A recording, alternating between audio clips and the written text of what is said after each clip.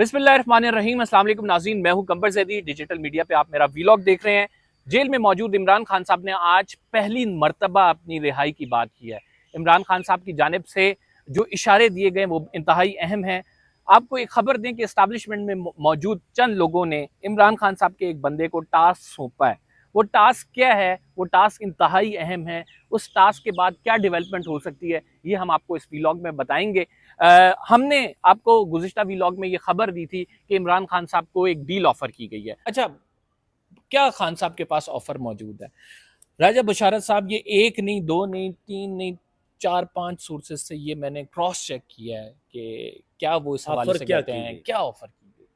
तो सबसे बड़ी जो राइट नाउ आपको राब्ते तो आपको पता है कि हम्म। होते हैं, कि राइट नाउ जो सबसे बड़ी चीज़ है ना, जो खान साहब को कहा जा रहा है कि वो कर लें, मैंने कहा कि आप हाँ करें, अगले दिन जहाज़ यहाँ पे खड़ा होगा, यहाँ से पहली फ्लाइट लेकर आप जाएंगे लंदन। और वो डील आप अगर आज ख्वाजा आसिफ का डॉन न्यूज़ पे लगा हुआ ये बयान देखें, जिसमें वो ये कह रहे हैं कि इमरान खान साहब दोस्त ममालिक के ज़रिए ये कोशिश कर रहे हैं कि उनको बाहर भेज दिया जाए। हमने एग्जैक्टली आपको खबर ये दी थी कि इमरान खान साहब को ये डील ऑफर की गई है कि आप बाहर चले जाएं, यहाँ पे ना रहें। जिस दिन आप मानेंगे उसी दिन जहाज़ आएगा, वेरी नेक्स्ट मोमेंट पे आप जो है वो आपको लेकर चला जाएगा। यहाँ पे बाहर निकल कर आप कोई पॉलिटिक्स नहीं करेंगे, लंदन में बैठ के हम देखेंगे कि आप क्या कर सकते हैं। फिलहाल जो है ये डील ऑफर की गई। आज ख्वाजा आसिफ इसको ट्विस्ट करके ये कह रहे हैं कि इमरान खान साहब खुद कोशिशें कर रहे हैं इस तमाम चीज़ों के लिए, जबकि हमने आपको ये खबर दी थी कि ये जो है इमरान खान साहब को ऑफर किया गया। इमरान खान साहब ने इस ऑफर के बाद क्या बातें की, आज उन्होंने दोबारा दोहराई हैं। अच्छा, आपको पता है कि इलेक्ट्रॉनिक मीडिया जो है उसमें 4-5 सहाफ़ी उनको जेल की एक्सेस होती है और वहाँ पे अंदर जाके वो इमरान खान साहब की बात गुफ्तगू करते हैं। वो वापस आके जो चीज़ें लिखते हैं, जो टिकट्स बनाते हैं, उनको वेट किया जाता है और उसके बाद फिर इलेक्ट्रॉनिक मीडिया को भेजा जाता है। यानी जो आप तक इन्फॉर्मेशन पहुँच रही है वो दुरुस्त तरीके से नहीं पहुँच रही, वो मैनिपुलेटेड इन्फॉर्मेशन होती है। इसी वजह से इमरान खान साहब ने इसके मुख्तलिफ इसका तोड़ निकालने की कोशिश की। जब इमरान खान साहब से कुछ जो लोग मुलाकात के लिए जाते हैं, तो कुछ सोर्सेज से जब हमारी बात हुई तो उन्होंने कहा कि कुछ पैगामात जो हैं वो वकला के जरिए दिए जाएंगे और कुछ सोशल मीडिया की स्ट्रेटेजी अपनाई जाएगी। और स्ट्रेटेजी अब क्या है कि आज का बयान जो रिपोर्टर से गुफ्तगू हुई है वो इमरान खान साहब के अपने जो ट्विटर चैनल है उस पर, ट्विटर का अकाउंट है उस पर नशर किया गया है। उस पर बताया गया कि इमरान खान साहब ने क्या कुछ कहा है सहाफ़ियों से। उसमें चंद बहुत ही अहम पॉइंट हैं जो कि हमें बता रहे हैं कि हालात किस तरफ जा रहे हैं। इमरान खान साहब का खुद की रिहाई के मुतल्लिक बात करना, मैं ये समझता हूँ कि ये बड़ा मानी खेज़ है।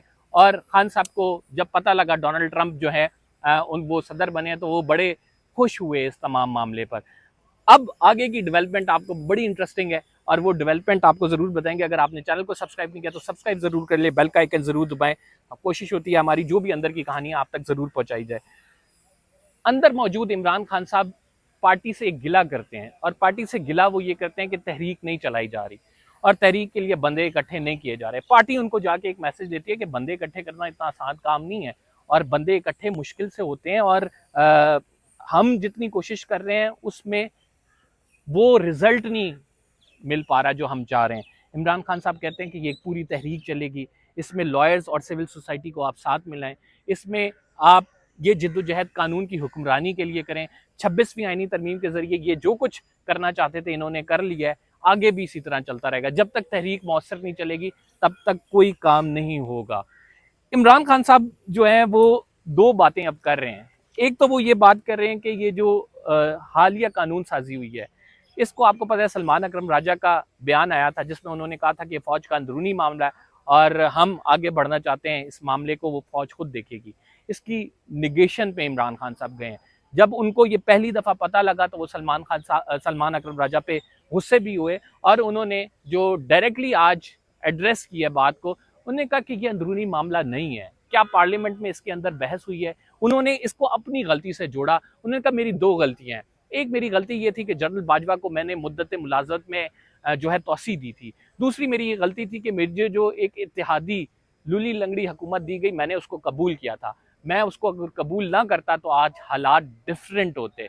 तो उन्होंने कहा कि जो ये आर्मी चीफ की मुद्दत मुलाजमत बढ़ाई गई है, इस पर पार्लियामेंट में डिबेट होनी चाहिए थी, इस पर कंसेंसस होता तो ये करते। लेकिन अभी जो राइट नाउ उन्होंने कहा कि जो राइट नाउ एस्टैब्लिशमेंट है, सबको पता है कि इन्होंने ये अपने मफाद के लिए, अपनी हुकूमत बचाने के लिए, अपने इक़्तिदार को देर पा दवाम बख्शने के लिए ये तमाम मामलात किए हैं।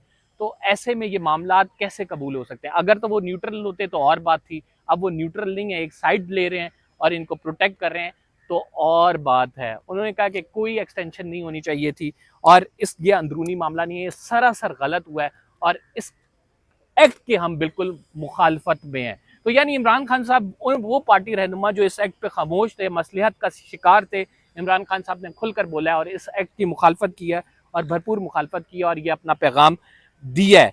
अच्छा, जब ये आपको पता है सलमान अकरम राजा का ये मामला आया तो पीटीआई के अंदरूनी हलकों में भी डिस्कस हुआ कि ये किस तरह से बात कर दी गई है सलमान अकरम राजा की जानिब से, जिस पर उनसे एक्सप्लेनेशन भी मांगी गई कि आप ये ऐसा क्यों कर रहे हैं। लेकिन बैरिस्टर गौहर और सलमान अकरम राजा हमें चुप नजर आए इस तमाम मामले पर। मतीउल्लाह जान ने भी उनसे सवाल किए, लेकिन वो मुकम्मल तौर पर खामोश थे। अब इमरान खान साहब कहते हैं कि जो एहतजाज है इसको एक तहरीक की शक्ल दें, मुख्तलिफ कन्वेंशन और इसके साथ फिर स्ट्रीट पावर को यूज़ किया जाए। फिर उन्होंने अली अमीन साहब को डायरेक्ट किया है कि वो इस एहतजाज को लीड करें और जिस तरह केपी से बंदे आए थे इसी तर्ज पर यह एहतजाज को मज़ीद बढ़ाया जाए, इसका दायरा कार जो है वो वसी किया जाए।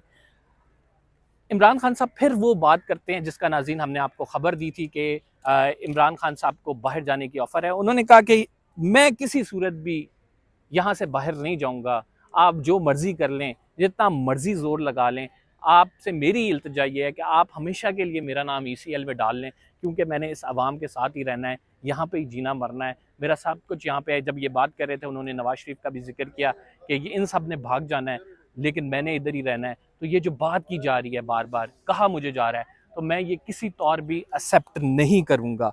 नाज़रीन, बड़ी इंपॉर्टेंट बात ये है कि इस टाइम जब ये ऐसे हालात बनने जा रहे हैं तो इमरान खान साहब अपनी रिहाई की भी बात करें। उन्होंने कहा मेरी रिहाई पाकिस्तान के अंदर से ही होगी, डोनाल्ड ट्रंप मुझे रिहा नहीं करवाएंगे। लेकिन इमरान खान साहब ये बात क्यों कर रहे हैं? उन्होंने कहा डोनाल्ड ट्रंप का आना बड़ा खुशाइंद है, वो 47वें सदर बन गए हैं, लेकिन हम उनसे एक्सपेक्ट करते हैं कि वो न्यूट्रल रहें। नाज़रीन, आपको मालूम है कि जनरल बाजवा जो हैं वो अमरीका में हुसैन हक्कानी के थ्रू जो है वो लॉबिंग करते थे और उस लॉबिंग के ज़रिए सबसे बड़ा जो काम किया गया वो ये किया गया कि पीटीआई के ख़िलाफ़ बाइडन इंतज़ामिया को किया गया और उसके लिए सीक्रेट फंड से बाकायदा तौर पर हुसैन हक्कानी की जो पीआर फर्म है उसको फंड जारी हुए और ये इमरान खान साहब के ही दौरे हुकूमत में हुआ। और इस फंड जारी होने के बाद जो है बाकायदा जो आपको पता है कि ये जो फंड जारी किए जाते हैं सीक्रेट फंड, ये किसके पास होते हैं, किस तरह से जारी होता है, लेकिन इसमें ज़रूरत उस बंदे की भी होती है जिसके सिग्नेचर से ये कुछ होता है। तो बैक स्टैबिंग करने वाले इमरान खान साहब की अपनी हुकूमत में भी मौजूद थे जिस टाइम ये किया गया। तो बहरहाल हुसैन हक्कानी साहब को ये टास्क दिया गया, हुसैन हक्कानी साहब ने ये तमाम मामला किया और फिर हमारे पास जो इन्फॉर्मेशन मौजूद है इसके मुताबिक बाइडन इंतज़ामिया बिल्कुल अगेंस्ट हो गई और जो कैमला हैरिस हैं इनके बाकायदा यहाँ पे डिस्कस हुआ इनकी मीटिंग्स में और इसके बाद फिर हमने एक रिजीम चेंज ऑपरेशन देखा। तो ये पीआर फर्म का नतीजा था। अब राइट नाउ डोनाल्ड ट्रंप के आने के बाद एस्टैब्लिशमेंट फिर से कोशिश कर रही है और वो इमरान खान साहब के एक जो ट्रस्टवर्दी बंदे हैं उनको ये टास्क देने की कोशिश कर रही है।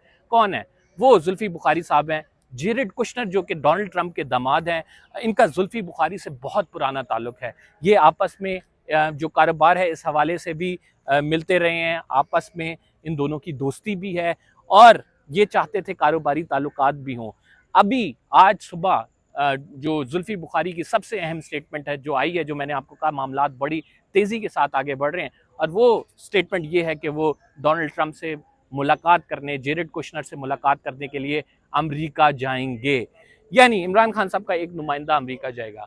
कल असद तूर साहब का आप वीलॉग देखें तो उसमें उन्होंने एक खबर ब्रेक की और वो खबर ये थी कि जो इस्टेब्लिशमेंट के लोग हैं वो रब्ता करने की कोशिश कर रहे हैं जुल्फी बुखारी से और उनके थ्रू जो है डील बनाने की कोशिश कर रहे हैं कि ट्रंप इंतज़ामिया को के पास अपनी लॉबिंग की जाए, उनको बताया जाए। लेकिन बात यह है कि जिसके ज़रिए कोशिश कर रहे हैं वो इमरान खान साहब का बड़ा ट्रस्टवर्दी दोस्त है और आपको पता है कि जब से इमरान खान साहब वो सिस्टम से आउट हुए हैं, जब से इक़्तिदार में नहीं रहे, तो जुल्फी बुखारी साहब बरतानिया में मौजूद हैं।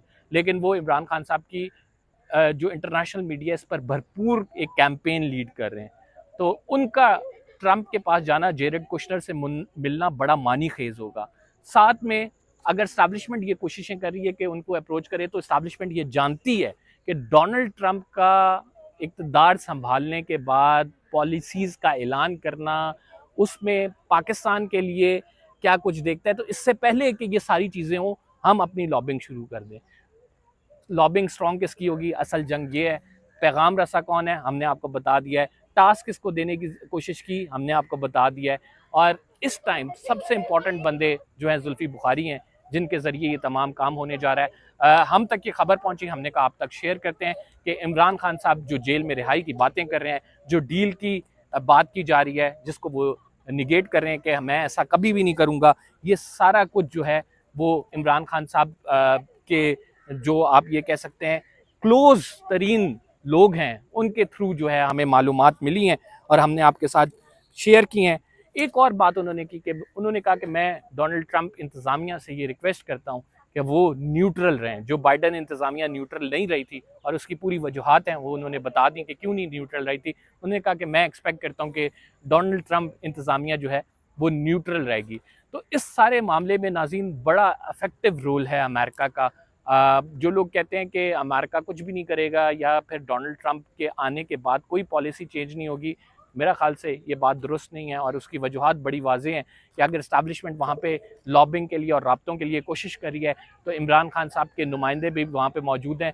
ख़ुसूसन वो कम्यूनिटी मौजूद है जिन्होंने डोनाल्ड ट्रंप को वोट दिया है। वैसे ज़्यादातर वहाँ पे पाकिस्तानी जो मौजूद थे वो रिपब्लिकन और डेमोक्रेट्स को वोट करते थे, लेकिन जो रिपब्लिकन्स को वोट दिए गए हैं, जिसका डोनाल्ड ट्रंप ने खुद शुक्रिया अदा किया है, वो कम्युनिटी भी बड़ी अहम होगी लॉबिंग के हवाले से, बताने के हवाले से। ख़ुसूसन एलन मस्क, जिसको इमरान खान जो डोनाल्ड ट्रंप हैं वो अपने कैंपेन का हिस्सा भी बनाया उन्होंने। पूरी कैंपेन में स्विंग स्टेट्स में बड़ी एलन मस्क ने ज़बरदस्त जो है कोशिश की और इसके वजह से डोनाल्ड ट्रंप जो है वो कामयाब भी हुए वहाँ से।